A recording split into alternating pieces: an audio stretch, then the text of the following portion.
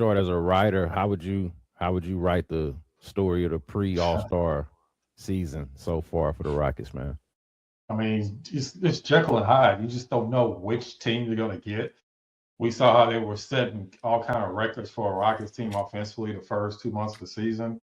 And since January 1st, either they're between 28th and 30th in field goal percentage, 3-point percentage, free throw percentage, points per game.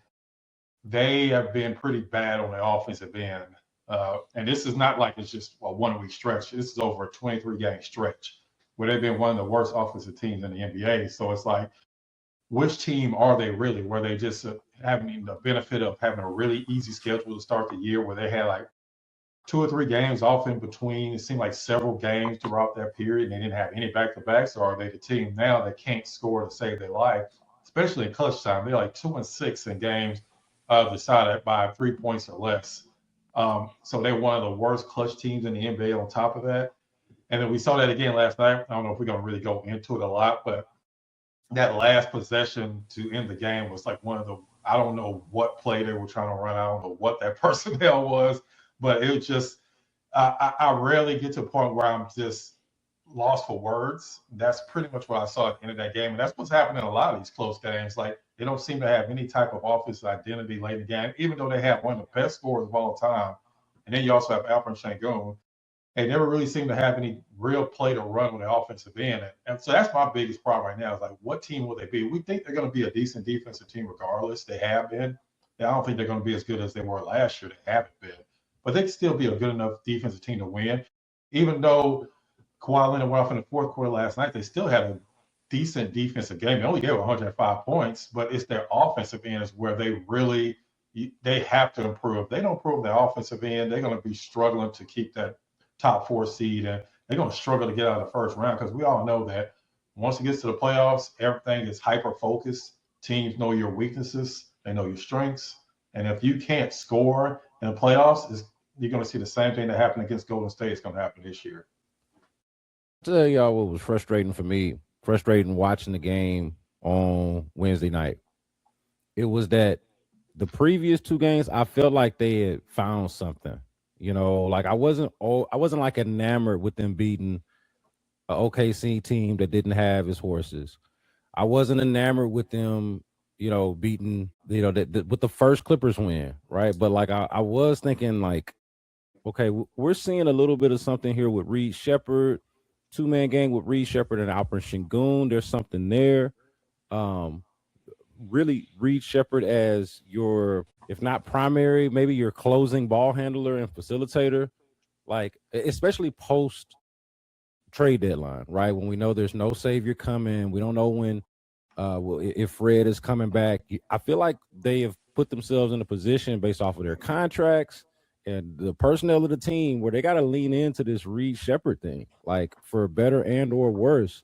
And so that was the disappointing. And I know we got Reed Shepard's minutes here to talk about, but like just overall, like feeling like they had found something in the previous two games and then kind of went away from it the other night, and just feeling like, okay, kind of to Lashar's point, they're up and down, they're inconsistent. We're going to talk about their rotations. We don't know who's going to play, what the roles are outside of the obvious, Kevin Durant, Alperen Sengun, but what is really going on? What are they trying to get to at the end of games?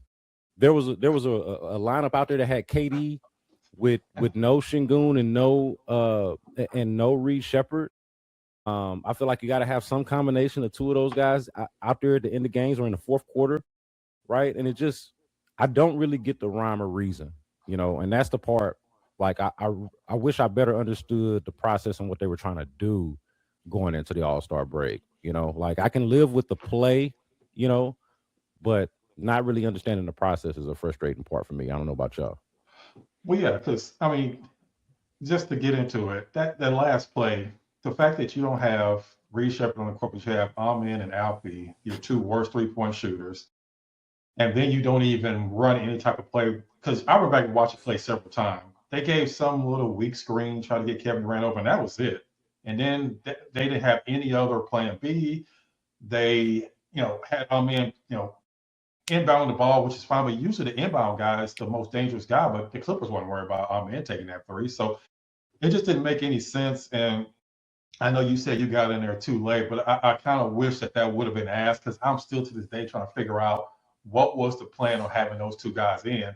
It's one thing if you had maybe 10 seconds left and you want to get offensive rebound. Maybe that's why you have Shane going in, but it was like 2 seconds left. It made no sense to have those two guys in there and not have Reed Shepard, or hell, I would even have Jeff Green in there instead of Alfred. It just didn't really make any sense, kind of what they were trying to do on that last play.